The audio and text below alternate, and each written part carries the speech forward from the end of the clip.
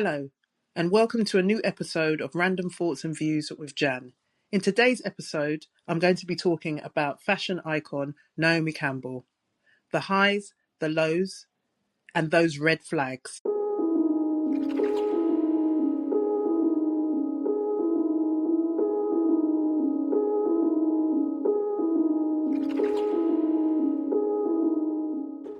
Naomi Campbell was born in South London and is the daughter of Jamaican-born former dancer Valerie Morris. Naomi's modelling career began after she was discovered at the age of 15 by Beth Bolt, the head of Synchro Modelling Agency, while she was out shopping in Covent Garden, London.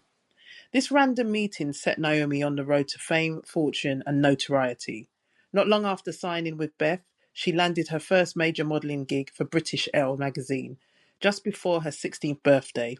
She then received her first call to Paris at age 16, where she worked with designer Yves Saint Laurent. It was initially thought that on her first visit to Paris, Naomi travelled alone, but it was then later stated that her Aunt June accompanied her on her first trip there. She later became the first black model to feature on the cover of Vogue France at the age of 18. Then in the early 1990s, alongside Cindy Crawford, Linda Evangelista, Christy Turlington, and Claudia Schiffer, Naomi ushered in the supermodel era. It should also be noted that prior to modelling, Naomi studied at the prestigious Italia Conti Academy of Theatre Arts, and as a child featured in Bob Marley's Is This Love music video at the age of 7.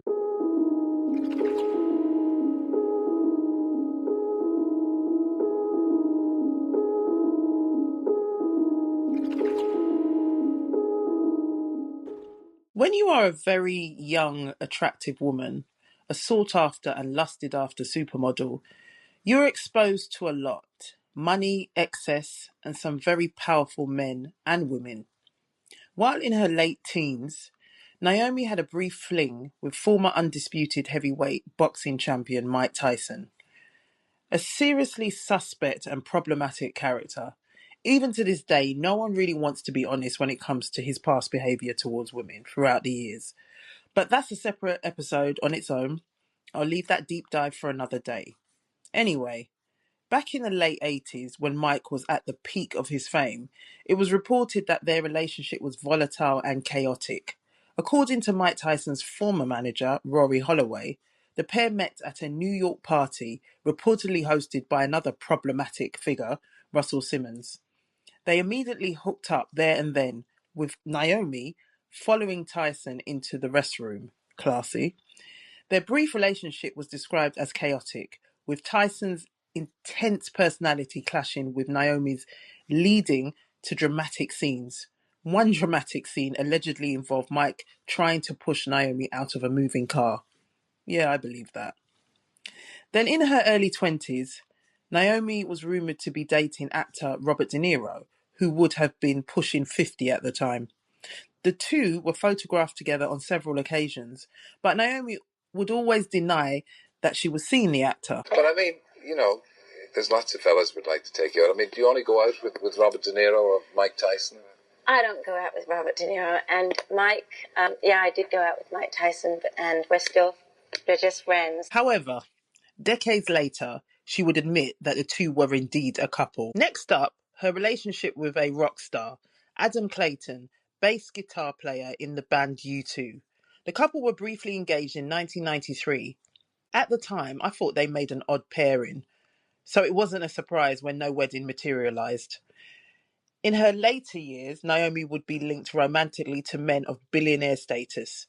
From 1998 to 2003, she was in a relationship with Flavio Briatore, an Italian businessman and Formula One mogul. From 2008 to 2013, she dated Vladislav Doronin, a Russian property developer known as the Russian James Bond, who she enjoyed a lavish lifestyle with.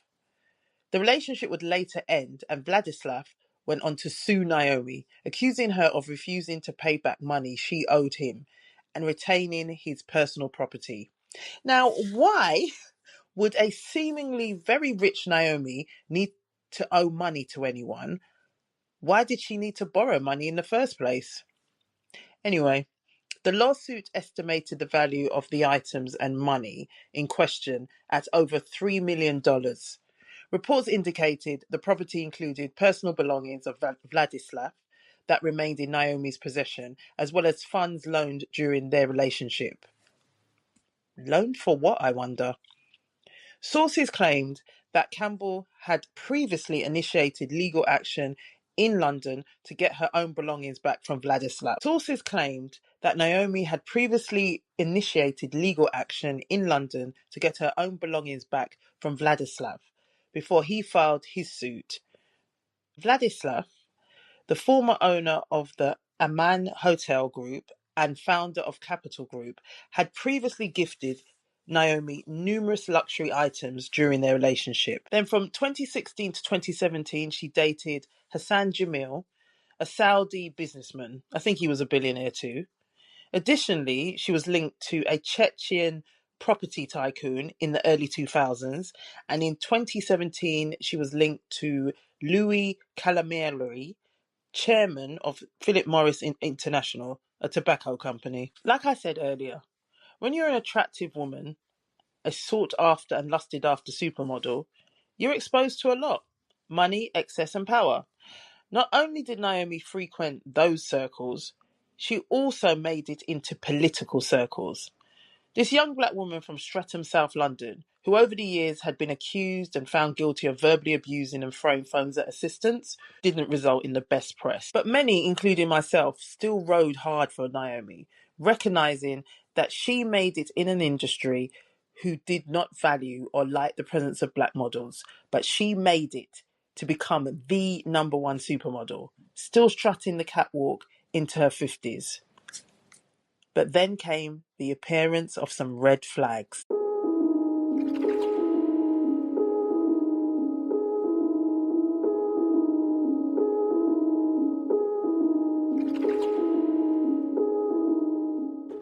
Naomi shared a very close 20-year friendship with Nelson Mandela, who affectionately referred to her as being his honorary granddaughter. They developed a close personal relationship after officially meeting in 1993, with Naomi often seeking his advice on her personal life and career challenges. She described him as her unconditional hero and a mentor who helped her speak her truth. She also frequently credited him with inspiring her to focus on charity work in South Africa. Why do you still continue to maintain your relationship with the sub-Saharan African continent? Well, when I first came here in 93, I didn't know much about the ANC, and I was explained about it by great length by a wonderful actor called Blair Underwood, who then took me to a meeting of an ANC meeting, and I suddenly felt, I'm here working, making a lot of money, and I felt that it was wrong. Anyway, I donated what I made to the ANC, and the next day I was asked to go and meet the late President Nelson Mandela, who I call Granddad. And meeting him, I didn't quite know why he wanted to meet the rebel girl, because that's what I was like. Why do you want to meet me? And what can I do? And he really showed me a side in the world that I didn't know, and a side that I felt committed and compelled to wanting to help and to make awareness for as much as I can.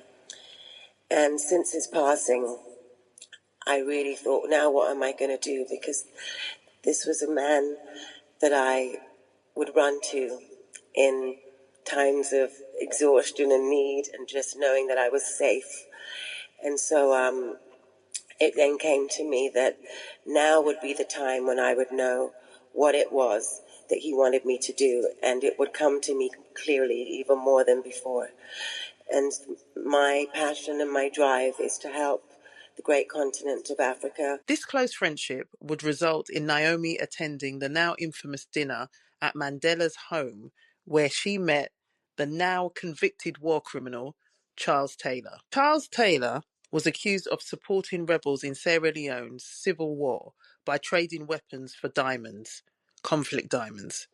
His charges included murder, rape, terrorism, and using child soldiers. And in 2012, he was convicted and sentenced to 50 years in prison.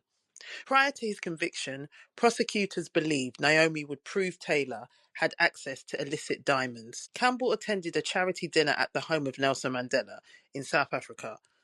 Other guests included actress Mia Farrow, several political leaders and diplomats, Charles Taylor, who was then the president of Liberia. Taylor was already suspected internationally of backing brutal rebel groups in the neighbouring Sierra Leone civil war. According to Naomi's testimony at the 2010 trial, she went to sleep after the dinner. Then late that night, two men knocked at her bedroom door. They handed her a small pouch of rough stones. She said the stones looked like dirty little pebbles rather than the polished diamonds we're used to seeing. She testified she didn't know who sent them and assumed they might have come from someone at the dinner. The following morning, according to actress Mia Farrow, Naomi came to breakfast and allegedly said she had received a big diamond from Charles Taylor during the night. Campbell denied saying this and maintained she didn't know the origins of the stones. Naomi's former agent, Carol White, testified that during the dinner, Charles Taylor had told Naomi he would send her some diamonds. Later that night, the stones arrived. White believed they came from Taylor. Naomi strongly denied this version. Naomi said she gave the stones away shortly afterwards to a charity connected to the Nelson Mandela Children's Fund. However, the stones were never recovered, and the charity said that they never received anything from Naomi. Mandela. At court, Campbell recounted her version of what happened. When I was sleeping, I had a knock at my door, and I opened my door, and two men were there and gave me a pouch and said, "A gift for you." You involved? The prosecutor asked Campbell if she knew who the gift was from. No, I was there the next morning at breakfast. I told Miss Farrow and Miss White what had happened, and one of the two said, "Well, that's obviously Charles Taylor," and I just said, "Yeah, I guess it was." Correct. At some point, did you look into this pouch to see if there was anything in it? In the morning, I did, yes, when I opened up in the morning. And when you opened up this pouch, what did you discover? I saw a few stones in there, and there was very small, dirty-looking stones. Campbell said she gave the stones to a friend who was then director of Nelson Mandela's children's charity. Campbell is one of the world's highest paid models. She fought to avoid testifying because she said she was concerned for the safety of her family. But the prosecution had hoped her evidence would show that Taylor received so-called blood diamonds from rebels in Sierra Leone during the country's decade-long civil war. Prosecutors say Taylor, then president of West African Liberia, exchanged the diamonds for weapons, which he smuggled into Sierra Leone. He is accused of arming and commanding rebels who raped, murdered, and mutilated thousands of civilians. There were a few who began to side-eye Naomi and viewed this as an early red flag. They did not like her performance on the stand and felt she knew more than she was letting on. But at the time, I felt that the backlash towards her was unfair. Naomi was a guest at a dinner hosted by Nelson Mandela. She wasn't the host, and she did not invite Charles Taylor. Why would this young model at the time know anything with regards to Taylor and his involvement in war crimes and conflict diamonds? Rest in peace to Nelson Mandela. But out of the two, who would have known or been more aware of Charles Taylor's activities and the business of conflict diamonds and what they would look like in raw form? The then president of South Africa or a supermodel? And why did no one question why Nelson Mandela invited a war criminal to dinner? Why did the focus solely seem to be on Naomi when she wasn't being accused of a crime? But regardless, the entire situation left a bitter taste in the mouths of many.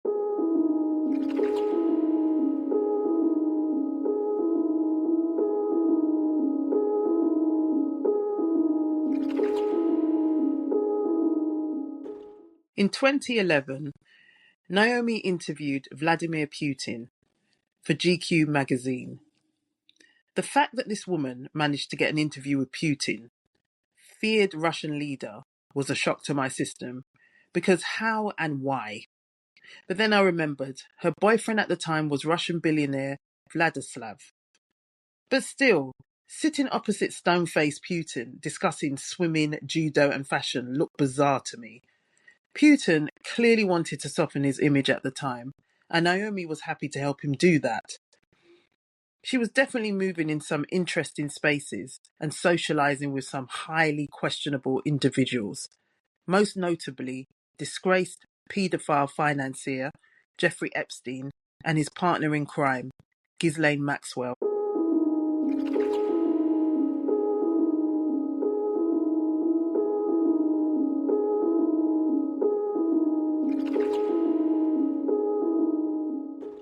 Jeffrey Epstein's life became widely known due to his criminal activities and connections to powerful figures.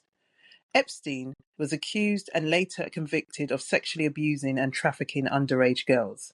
His crimes spanned years and involved recruiting minors for exploitation, which he did alongside Ghislaine Maxwell, under the guise of offering money or opportunities. In 2008, he pleaded guilty in Florida to state charges involving the solicitation of a minor. It's important you remember the year 2008. The deal he received, often called a lenient plea deal, was highly controversial because it allowed him to serve a short sentence with work release privileges. In 2019, Epstein was arrested again, this time on federal charges of sex trafficking minors. The case drew intense global attention because of his associations with influential people. Epstein later died in jail in August 2019 while awaiting trial. His death was ruled a suicide by hanging, but it sparked widespread skepticism and numerous conspiracy theories due to the high-profile nature of his connections and reported lapses in jail supervision. One of Epstein's victims, Virginia Giuffre, rest in peace, who became a key figure in exposing the network around Epstein, revealed she was recruited as a teenager while working at the Mar-a-Lago estate in Florida, owned by Donald Trump of all people. It was here where she met Epstein's associate and partner, Maxwell, Ghislaine Maxwell. Giuffre stated that she was trafficked by Epstein and Maxwell as a minor and forced into sexual encounters with powerful men, most notably Andrew Mountbatten Windsor, formerly known as Prince Andrew, before he was stripped of his title. But back to Naomi. So there is now a well-known photograph of Giuffre taken in 2001 that shows her at Naomi's birthday party in Saint-Tropez. She's practically standing right in front of Naomi in the photograph. At the time, she was 17 years old and there with Epstein and Maxwell. She also claimed to have been introduced to Naomi. The paper does manage to make it clear that you were not aware of Epstein activities. Did you know who he was? Yes, I knew him. I was introduced to him on my 31st birthday by my ex-boyfriend Flavio. He was always front and center at Victoria's Secret shows. Did you suspect what he was doing? No. And what he's done is indefensible. And when I heard of what he'd done, it sickened me to my stomach, just like everybody else. Because I've had my fair share of sexual predators, and thank God that I had good people around me that protected me from this. I mean, right now I stand with the victims. They're scarred for life. For life. After the photograph emerged of Virginia Giuffre at Naomi's birthday party in 2001, in 2019, Naomi released the video that you just heard, defending her innocence. Now, first let me say that Naomi Campbell hasn't been arrested or charged with a crime. But this video and the words that are coming out of her mouth, interesting. And here's why. In a 2020 tweet directed at Naomi, Virginia stated, "You saw me at your parties. You saw me in Epstein's homes. You saw me on the plane. You saw me get my hair cut. You saw me on the streets. You watched me be abused. You saw me." She claimed that Naomi was present at various locations associated with Epstein's abuse, including homes, planes, and social gatherings. However, representatives of Naomi denied she was close to Epstein and stated she knew nothing about his appalling criminal conduct prior to his 2019 arrest. They did, however, acknowledge that she briefly visited his home for 3 to 4 business meetings, but denied being at any social gatherings. Naomi claimed through her legal reps that she didn't socialize with Epstein. They only ever had business meetings. But that's a lie. She did. She invited him to various events over the years, including her 40th birthday party. Their relationship was less business, more social. Naomi also claimed that she had no idea about his criminal conduct. But again, another lie. After he pleaded guilty in Florida to state charges involving the solicitation of a minor in 2008, Naomi still remained in contact with Epstein until 2016. The reason why I am more or less calling Naomi a liar is because of key correspondence and references mentioning her across the recently released Epstein files. Copies of emails, images, and other correspondence that can be searched and found on the DOJ website. However, I must state that being mentioned in these documents does not indicate any wrongdoing, and Naomi has not been arrested or charged with any crime. Her name is mentioned in nearly 300 Justice Department documents, but please bear in mind that some documents are duplicates.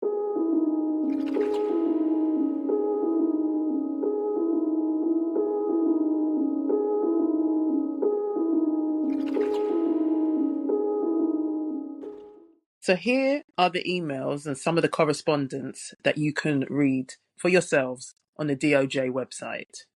In 2010, there was an email about a business meeting. Epstein instructed his assistant, Leslie Groff, to invite Linda Wagner to his house to meet Naomi. The next day, Groff confirmed Naomi is confirmed in an email. Naomi's lawyer said she was trying to arrange a lingerie and swimwear line, and Epstein led her to believe he could help. How exactly was Epstein going to help? Was he going to fund this venture? In another 2010 email from Groff to Epstein, Groff informed him that Naomi was having a facial and said she will call back. Then again in 2010, birthday party email. Epstein was invited to Naomi's surprise 40th birthday party in Cannes.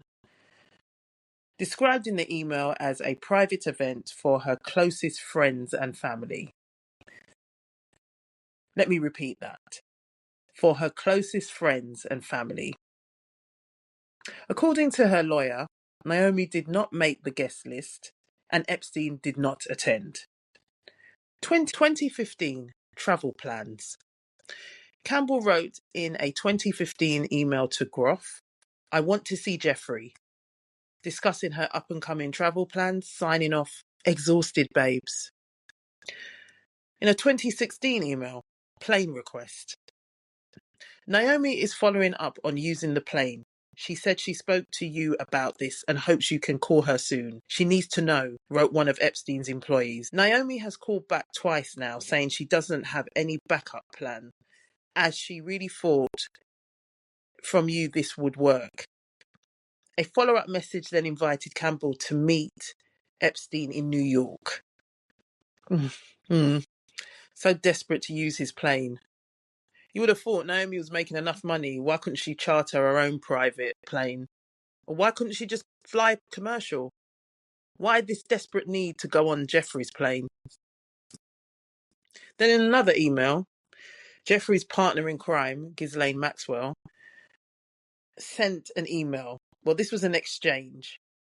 One exchange shows Maxwell offering Naomi 2 playmates. Hey, why are you not in NY? Remember, I have 2 playmates for you. Naomi replied, I'm in Miami, heading to LA in a few. Let's meet up somewhere soon.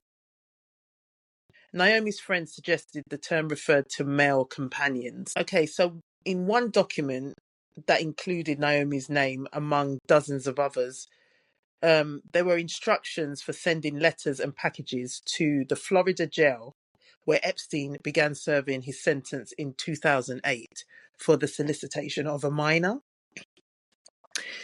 Campbell's attorney said she had no idea who created the list and never asked anyone for Epstein's address. Also, Naomi actually claimed that she had no idea that Jeffrey was serving a sentence for the solicitation of a minor in 2008 because at the time she was living in Russia with her billionaire boyfriend, Vladislav. So she had no idea. So we're expected to believe that while you were living with your billionaire boyfriend, living a lavish champagne lifestyle, you were completely cut off from the world in Russia, had no idea what was going on.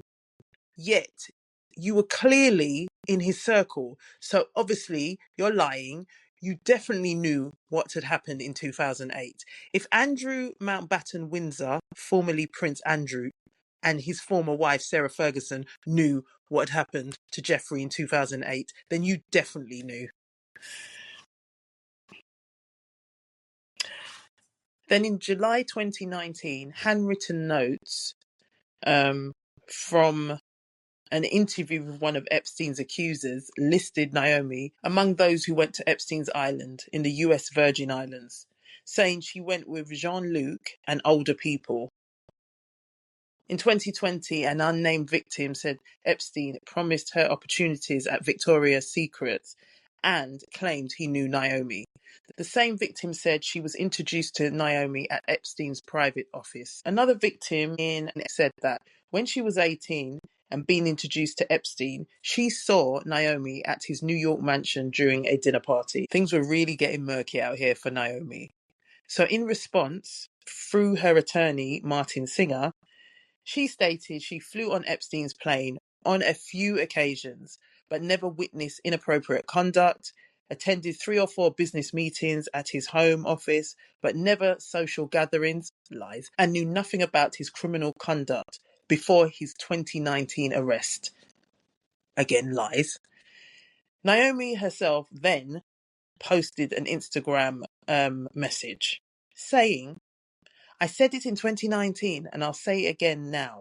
Don't come at me when there is no wrongdoing on my part. I stand in complete solidarity with the courageous survivors. Mind you, let's go back to what Virginia Giuffre said in a 2020 tweet directed to you, Naomi. You saw me at your parties. You saw me in Epstein's homes. You saw me on the plane. You saw me get my hair cut. You saw me on the streets. You watched me be abused. You saw me.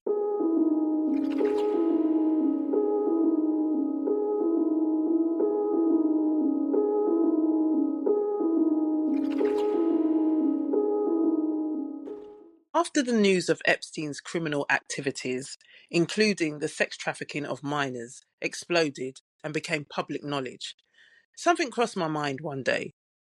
Naomi has been working within the fashion and modelling industry for 40 years, since she was 15 years old. She has socialised among the extremely rich and powerful, and for whatever reason, she has made it into those rooms, those political rooms, those billionaire rooms. I'm not suggesting that Naomi is struggling financially. She definitely made a ton of money in the 1990s, during her supermodel heyday. But there are different levels of wealth. You can still be earning a lot of money, more than the average Joe, and still also live above your means by creating the illusion that you are earning more money than what you actually have access to. This made me wonder, her seemingly friendly relationship with Epstein, his trafficking of minors and young women who were aspiring models. What if Naomi's other role and other source of income involved being a madam, a female pimp, helping to traffic naive young women to wealthy, powerful figures like Epstein under the guise of helping them to secure modelling jobs. Basically, another Ghislaine Maxwell. Could that be the main role funding the lifestyle that Naomi often presents? Others are wondering this too. YouTuber Eric Says poses the question, was Naomi Campbell a handler for Epstein? War criminal, convicted trafficker, registered sex offender. People Naomi stays closest to, until it becomes inconvenient, keep turning out to be the same type. The fashion industry was the pipeline. Here's the thing that gets lost when we talk about Naomi Campbell as an individual, the system she was operating inside of. Because in 2001, the same year as that birthday party on the yacht, a Dutch supermodel named Karen Mulder went on French television and said something that should have stopped the entire fashion industry in its tracks. Karen was a major model in the 90s. She walked runways alongside Cindy Crawford and Naomi Campbell. She was signed to Elite Model Management, one of the biggest agencies in the world. And on live television, she said that elite executives were using models as a pipeline of girls for wealthy men. She said they tried to make her a prostitute. She said girls were drugged to keep them compliant. What happened after that? The interview was buried. Karen was labeled as having mental health issues. Nobody followed up. Nobody investigated. Her testimony was dismissed and forgotten. And that right there, that's the playbook. That's exactly what happens every time someone tries to blow the whistle on this industry. But 25 years later, the Epstein files are proving Karen Mulder was telling the truth. Jeffrey Epstein personally managed the finances of Leslie Wexner, the billionaire who owned Victoria's Secret. Epstein was a regular at Victoria's Secret shows. He recruited girls by promising them modeling careers. He used Naomi Campbell's name specifically to make those promises sound real. The fashion industry wasn't just adjacent to this operation, it was the pipeline. And the people at the top of that industry were the connectors. The facts versus what Naomi says. So let's just lay this out side by side, because Naomi has made her position clear, and the documents have made their position clear. Let's see where they line up. The documents show her name in nearly 300 Epstein files. She flew on his plane multiple times after his conviction. She was photographed with 17-year-old Virginia Giuffre at her own birthday party. She invited a registered sex offender to her charity events. She was calling his office in 2016, desperately trying to use his plane. Ghislaine Maxwell offered her 2 playmates in writing. Multiple victims placed her at his home and on his island. And Epstein used her name to recruit teenage girls. That's what the documents say. Now here's what Naomi says. She says, I had no knowledge of his criminal conduct until after his 2019 arrest. She says, what he did is indefensible, and when I heard what he had done, it sickened me. She says, I've been photographed with hundreds of thousands of people. Direct character assassination. I've always said that I'm not a saint, that I am a work in progress, but I will not be held hostage by my past. What he's done is indefensible, and when I heard of what he'd done, it sickened me to my stomach, just like everybody else, because I've had my fair share of sexual predators, and thank God that I had good people around me that protected me from this. I mean, right now I stand with the victims. I can't, they're scarred for life. I've rubbed shoulders with, And look, I hear her, I do. Being in a photo with someone doesn't make you guilty of what they did. That's fair. But the emails aren't photos at a public event. The emails are her writing, I want to see Jeffrey in 2015. The emails are her calling his office twice in 2016. The emails are Maxwell offering her playmates. That's not a public event photo. That's a 15-year paper trail. The question stopped being, did she know, a long time ago. The question now is, what was she actually doing inside that operation? It should be stated once again that Naomi Campbell has not been arrested or charged with any wrongdoing.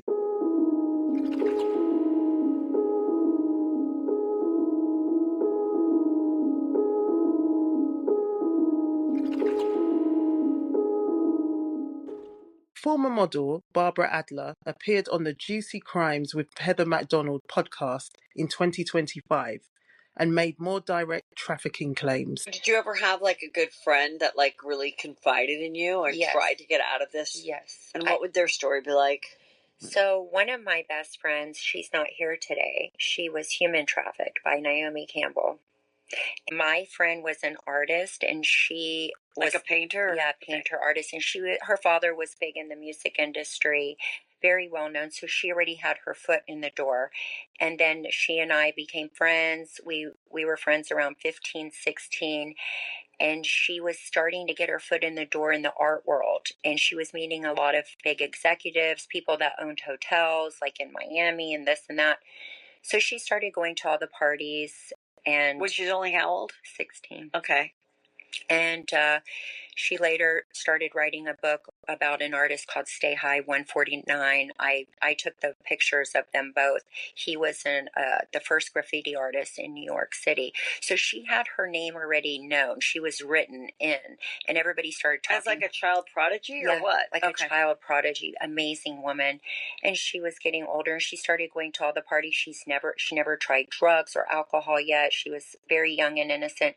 And then she started rolling with the same people I would see at the parties. And I said to her, you need to be really careful. This is dangerous. She goes, yeah, but I just got in the fountain blue.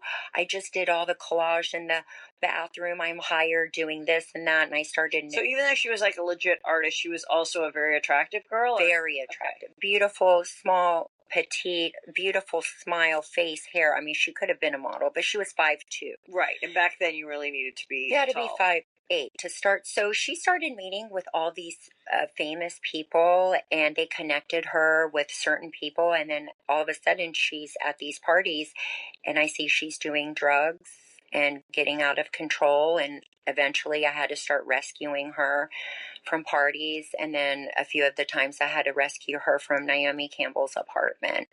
And Naomi would bring her back, and they would do like detoxing therapies just to like relax and sleep over. And then I would pick her up and bring her to her apartment because she was so high on drugs. What kind of drugs was she doing? Everything. She had they provide the drugs for you.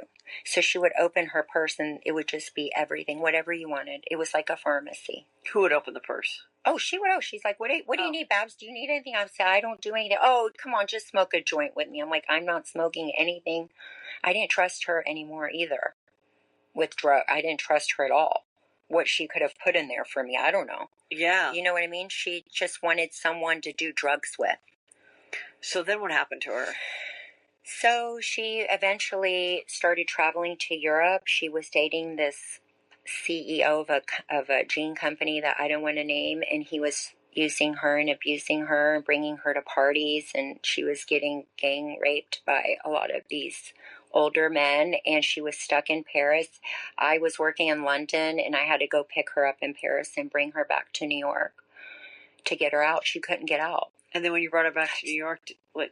So she had to go through a detox program, right. But then she fell off because she met up with Naomi. Naomi knows a lot of these millionaire and billionaire guys, so she connects you to them. She will connect you. Oh, darling, so-and-so has the hotel, the Fontainebleau in Miami. I'll easily connect you. So they connect you, and then that's it. That's how it starts. And what do you think she gets out of it? Well, she gets money. When you bring models or people that can easily be manipulated, you get funded. It's important to note that Naomi Campbell has denied any wrongdoing.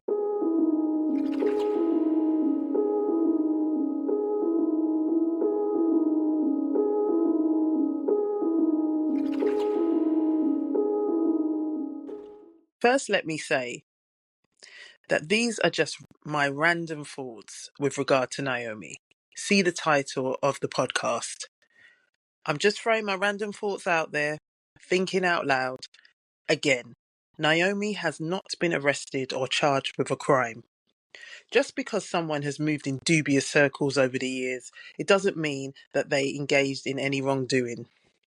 There is a wealth of famous people whose names are mentioned in the Epstein files, but that doesn't mean they went to his island and engaged in sex trafficking and also engaged in the rape and abuse of children. The same could be said for Naomi. Her interactions with Epstein could have been just for business purposes only, like she claims. And maybe she had no clue about his 2008 conviction. However, when the Department of Justice released 3 million pages of Epstein file documents, in which Naomi is mentioned nearly 300 times, It was later stated that the total number of pages hadn't been released yet. There is a total of 6 million pages of documents. So if and when the rest of those documents are released, will they give more insight into the true nature of Naomi's involvement with Epstein and his network, ultimately supporting the suspicions of many?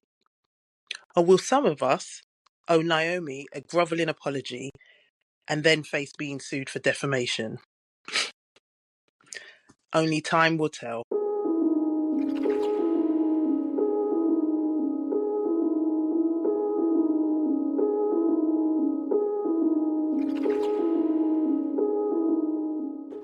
And that concludes today's episode.